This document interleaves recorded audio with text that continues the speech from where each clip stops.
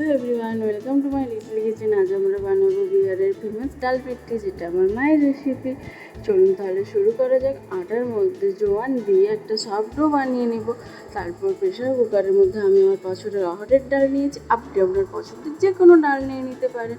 নিয়ে সেদ্ধ বসিয়ে দিন। যতক্ষণ ওটা সেদ্ধ হবে আমরা পিঠিগুলো বানিয়ে নেব।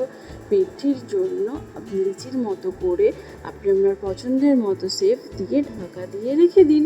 রাখার পরে কড়াইয়ের ওপরে ঘি এবং লঙ্কা ফোড়ন দিয়ে ডালটাকে ঢেলে পরিমাণ মতো জল দিয়ে হলুদ এবং নুন দিয়ে ফুটিয়ে নিন। ফোটানো হয়ে গেলে পিঠিগুলোকে দিয়ে আবার ভালো করে সেদ্ধ করে নেবেন পিঠিগুলো, যাতে না কাঁচা থেকে যায়।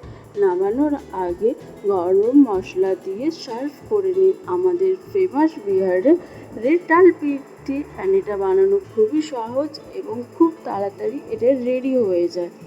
সবাই ভালো থাকবেন, সুস্থ থাকবেন। আমার ভিডিও দেখার জন্য অসংখ্য